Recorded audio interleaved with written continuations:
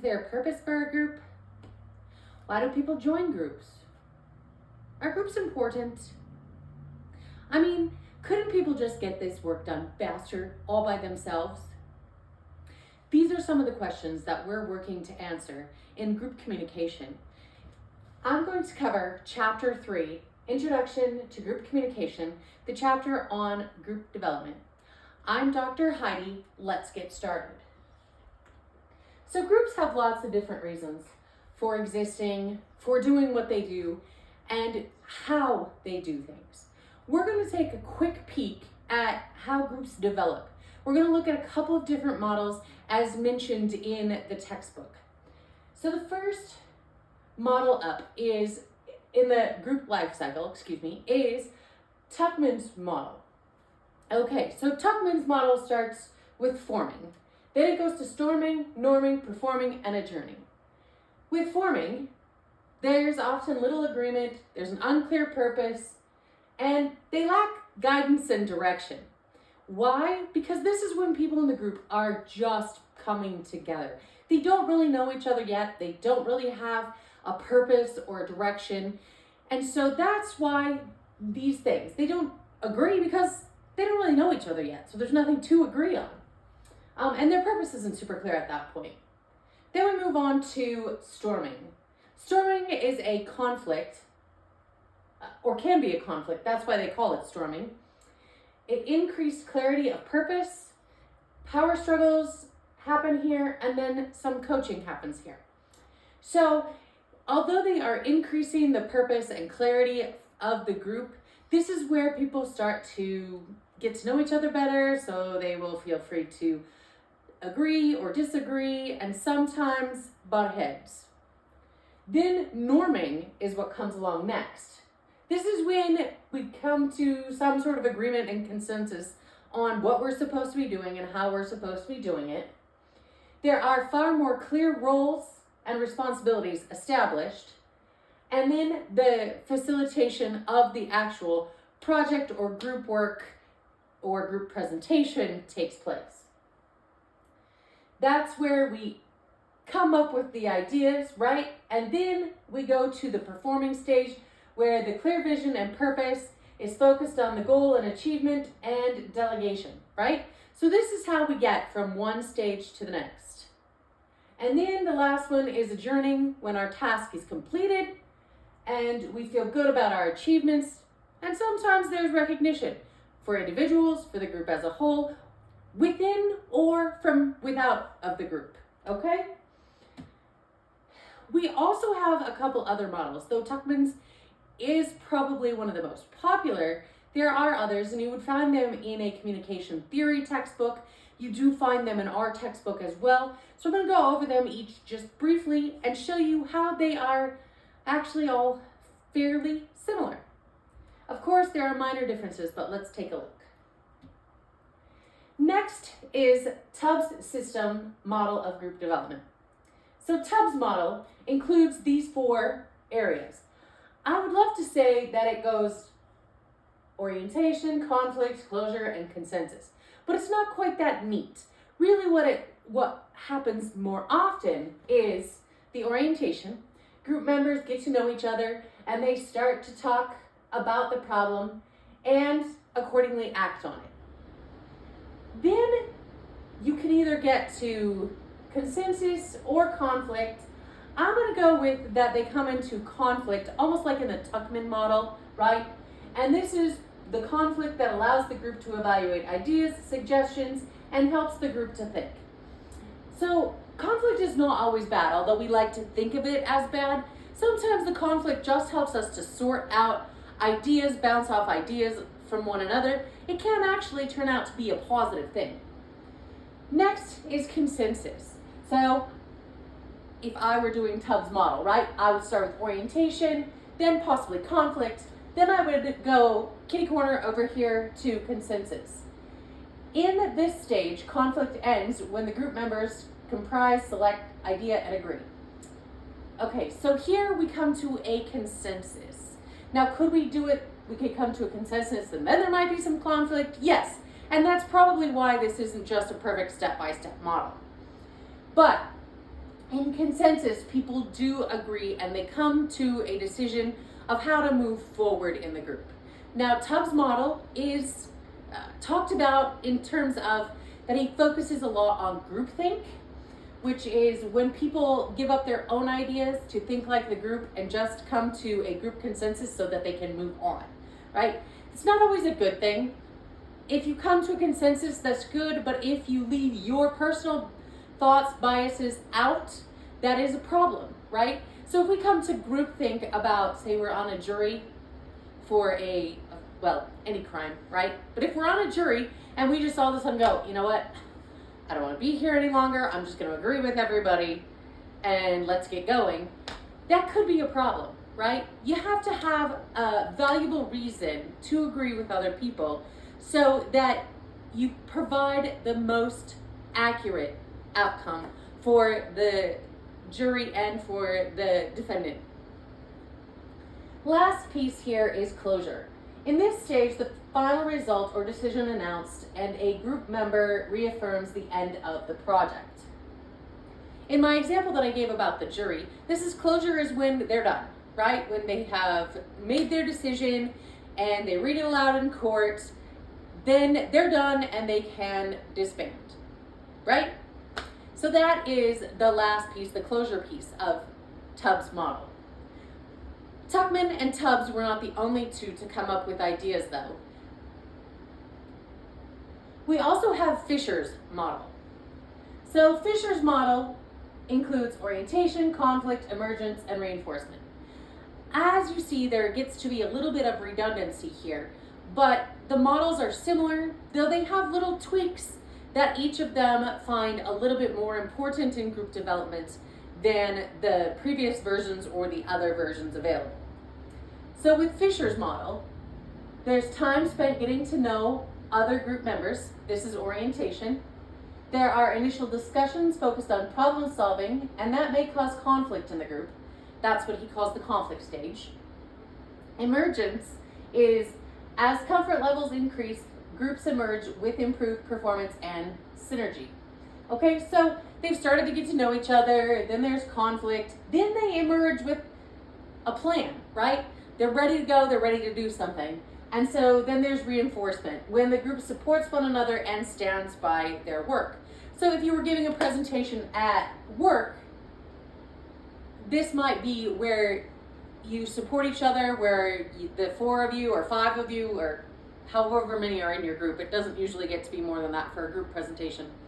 But where you all get together, you give your parts of the presentation, it flows together, it looks nice, it looks like one cohesive group, and you're presenting the findings or whatever they have tasked your group with presenting. There is another model yet beyond Tuckman, Tubbs, and Fisher.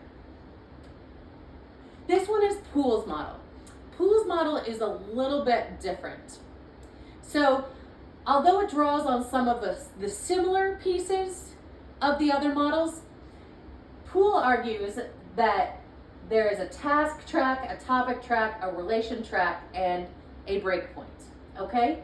So, Marshall Scott Poole and his colleagues have found that group development is often more complicated than the 3 previous models. He has argued that the group jumps back and forth between 3 tracks: task, topic, and relation. Poole says task, topic, and relation, and then the breakpoint. So members stay on task, but task in this sense means the tasks that the group come together to accomplish, right? This is what we have to do today. Please let's stay on task. Make sure that all of the external variables are taken care of, like our time is scheduled, our agenda is scheduled, our room is scheduled. All of those things are task needs. And then there's the topic need, which is what do we have to discuss today? What needs to be taken care of today? What do we as a group need to accomplish before the next deadline or before our goal or before the completion of the group, right? So there are those 2 pieces, the task needs and the track needs, or task and topic tracks, okay? And then there is also the relational track. And the reason that there's a relational track is because the group is made up of people, right? And so people develop relationships and work together, and sometimes those relationships become more interpersonal, sometimes they become less interpersonal, depending on how the team interacts and works together. Now, just a second there, I did put the word team in place of the word group.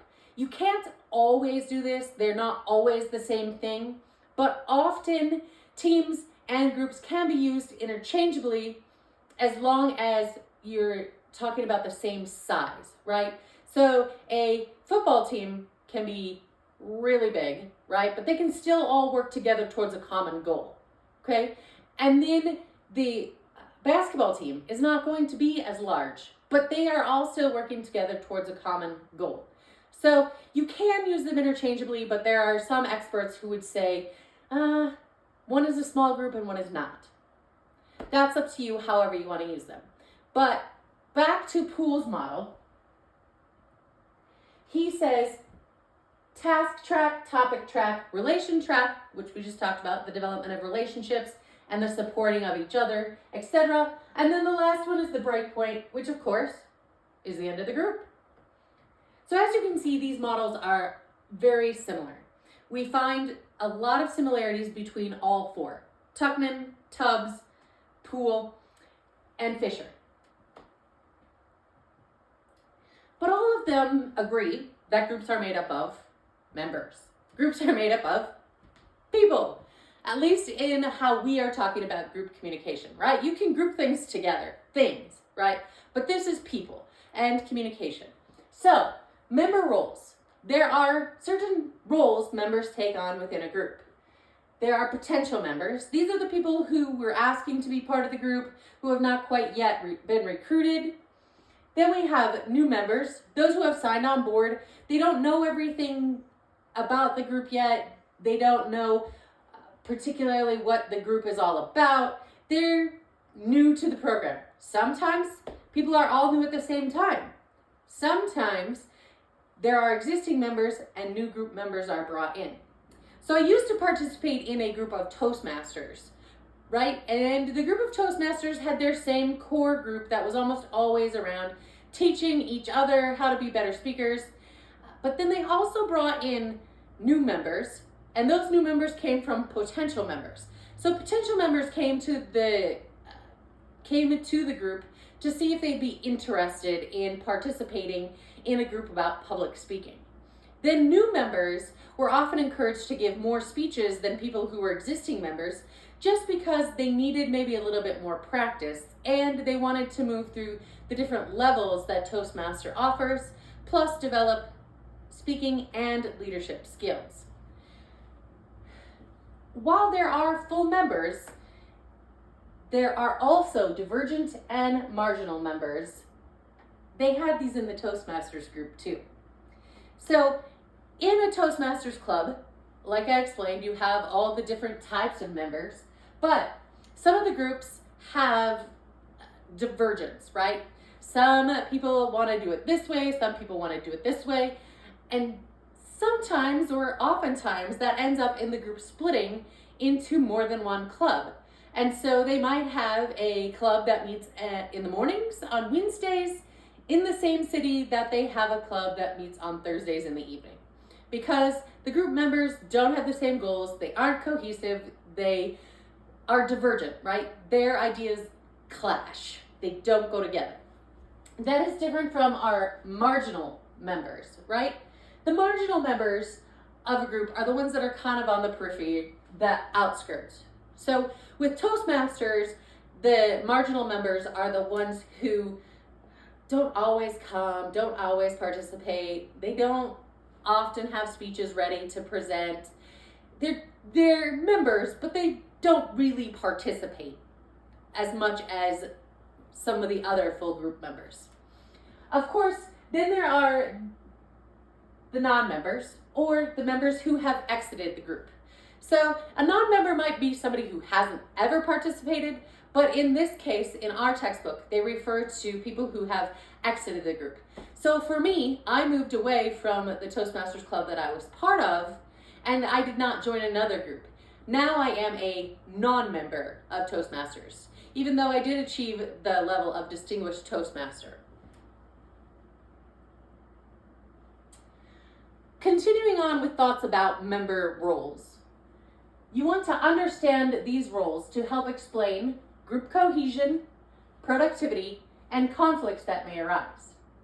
So, if you understand the different types of members within a group, it's more likely that you will understand why a group works together so well, why they are cohesive, why they are able to get things done in the manner that they are able to get them done, so how they are able to be productive or lack of productivity.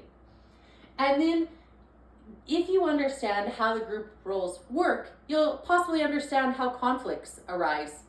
In fact, it's likely that you'll know how conflicts arise. Again, remember that conflict is not always a bad thing. Sometimes conflict allows us to hear other people's voices so that better decisions can be made, so we don't end up in groupthink.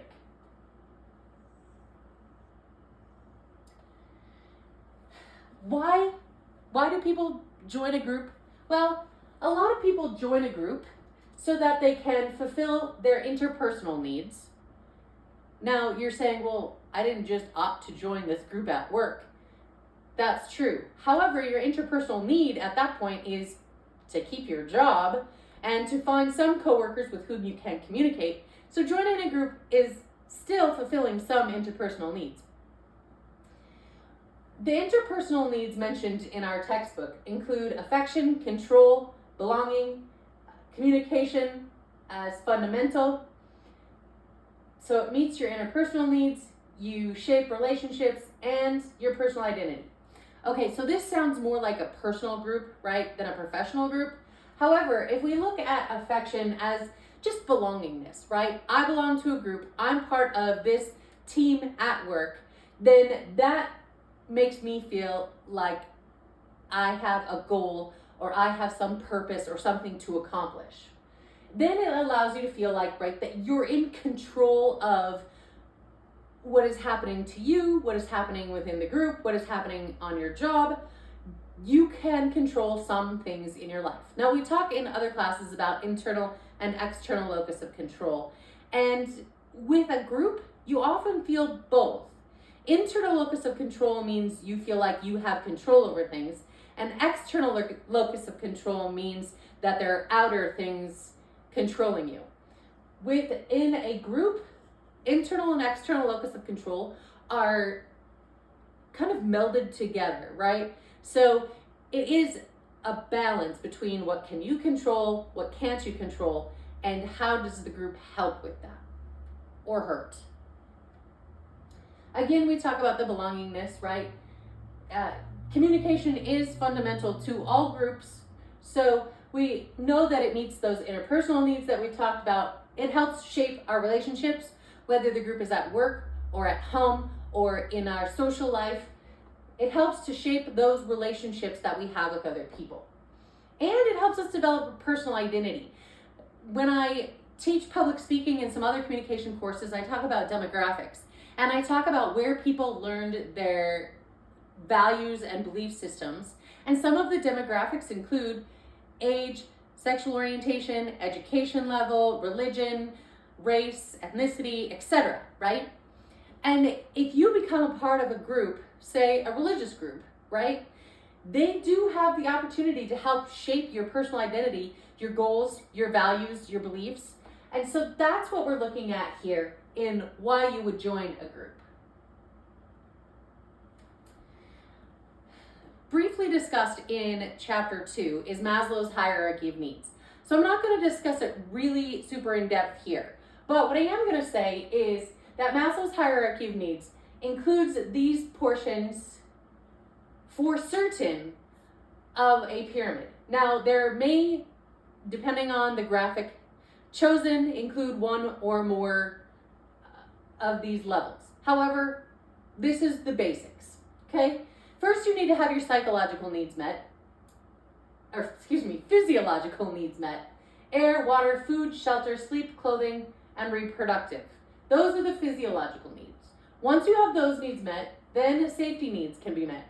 This includes personal security, employment, resources, health, and property. Then, if things were ideal, right, you would move into love and belonging, so you can have friendship, intimacy, family, sense of connection. Then esteem needs are respect, self-esteem, status, recognition, strength, and freedom. And then the last one is self-actualization, so desire to become the most that one can be. As you can see, sometimes these things switch places, right? Of course, you always have to have air, water, food, etc. But sometimes love and belonging might take the place of shelter, or safety needs might come in the place of sleep. So you may move throughout this pyramid instead of in perfect steps. Why do we mention this in group communication? Because once you meet these needs, it might be as part of a group, right? I did a study with someone out of San Jose, California. We studied San Francisco and San Jose and how they take care of the people in homeless encampments. Homeless encampments meet actually a few of these needs, even though they are homeless, so they don't really have shelter, and some may not have clothing. But there are other needs that they meet, like the self-actualization, esteem, and love and belonging. So that's why I say with Maslow's hierarchy of needs, it's nice, it's great textbook-wise to say this one follows this one follows this one. It doesn't always work perfectly that way. So there are other people who have come up with ideas of fulfilling needs. And one of those people is mentioned in our textbook. Mr. Schutz, probably Dr. Schutz, came up with a fundamental interpersonal relations orientation. So you can take a FIRO test online and see how you fit into a group and how it fulfills your needs. This is similar to taking maybe a Myers-Briggs type test, but the FIRO test is out there if you want to see how you fit within this model. So with Schutz, what things are available include the need for inclusion, the need for control, and the need for affection. Within those, Schutz comes up with 3 different types of people, okay? So the 3 different types of people with the need for inclusion are the underpersonals. These are people who don't really want to get too personal. They sort of stay to themselves. Then there's the overpersonal, where they really want to be the center of attention. They want to share everything with you about themselves. And then there is the personal individual, which is similar to when I was explaining the locus of control. There is a person in the middle. That's probably this individual, right? They're not too over personal, and yet they're not too under personal. They're right in the middle, making a good balance of both. Then there's the need for control. This includes 3 types: the autocratic, the abdocratic, and the democrat. Okay, so with an autocratic person or an autocrat, that person wants to have control. They want to have control over everything that they can control. That's an autocrat. An abdocrat actually tries to give away control, right? I don't really want to be in charge here. I'm going to abdicate this or give it away to you so you can be in control, you can do it, and then I can blame things on you, okay? And then the last one is the democrat, or the democratic way of leading. And the democratic way is to bring people together and ask for opinions, to share, to take something from each person so we can put together the best answer. As you can probably guess, the autocrat is far to one side, the abdocrat is far to the other side, and the person who meets in the middle is the democrat, trying to collectively bring a group together. The last one is need for affection. Again, Schutz says we need that. So the need for affection includes these types of people: under-socials, over-socials, and a social person. So the under-social are the people that stay home a lot, they don't go out, they don't interact a lot. Now, do they have to be like completely homebodies or hermits? Not necessarily. They may still go out, but they like to go out with just smaller groups of people. Over socials are the people who like to go out all the time, hang out with lots of people, and spend time with lots of different people. So you guessed it, the social person is the one in the middle. They are neither over social or under social. They kind of have that nice medium effect where sometimes they go out and have fun with a lot of different people, and sometimes they want to stay home or stay close to just a small group of friends. Does this have to do with work? Of course it does. There are people who socialize from your work groups. There are some that get together outside of your group, and then sometimes your work group blends with other groups outside of your employment. Say that you are a parent or you're a religious person, and so you may run into parents that also happen to be at your work, so you become even more social or personal with those people. Or you may go to the same mosque as somebody and you'll become more connected with those people outside of your employment because you're connected in some other way. Does that mean that there aren't the needs that Schutz or Maslow mentioned? Absolutely not. They are part of everyday living, everyday interpersonal relationships, and interpersonal relationships are what make up groups. Next, we come across the social penetration theory. The social penetration theory, though not depicted necessarily in your textbook as an onion, is often depicted that way. So let's just take a quick look at how the social penetration theory works. Okay, so social penetration theory usually is the reciprocity of norms, right? The sharing. So there's a mutual sharing and a mutual self-disclosure. I'll talk about self-disclosure here in just a second. But you start out with depth. That's the frequency of how often you talk. And then breadth is the topics that you talk about. Okay, so you might talk about a wide variety of topics when you first meet someone, and then you may get into more details about those topics as you get to know each other.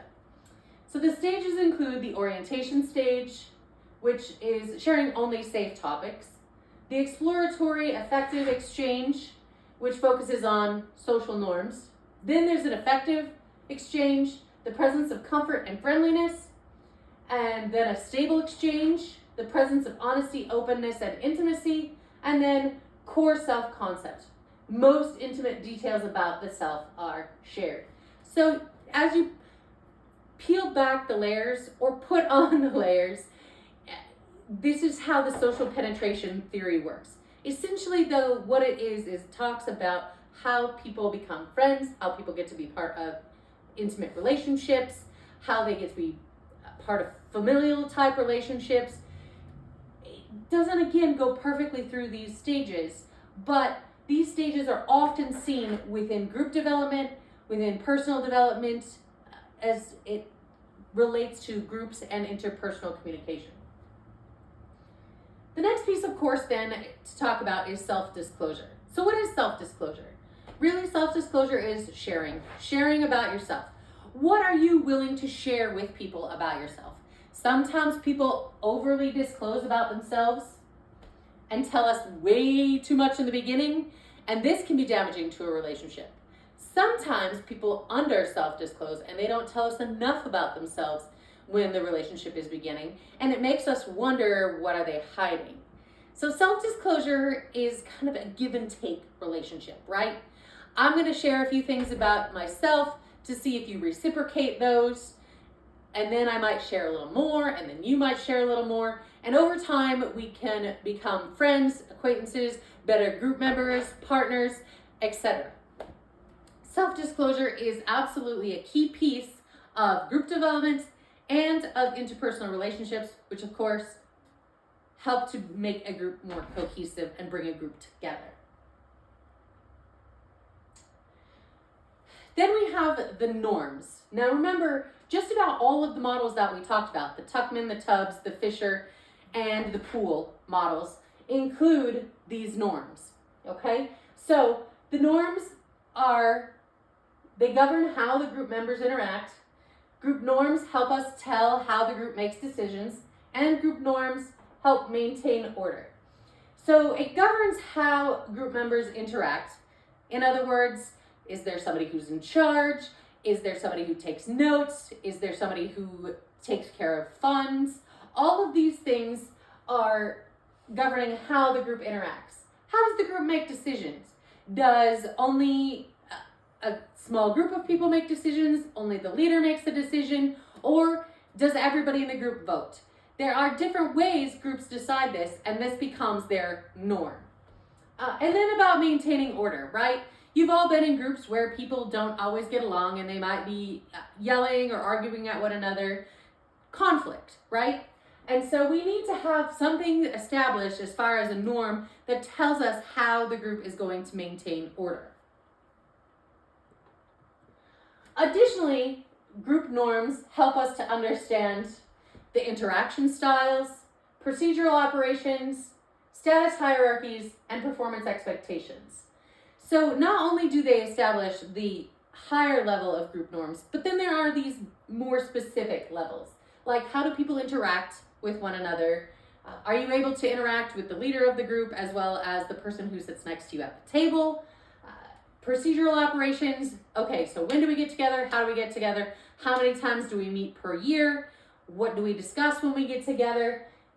Then are there status hierarchies, right? Are there people who have been there longer? Are they the ones with the most status?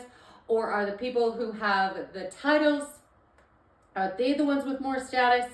There are different types of leaders.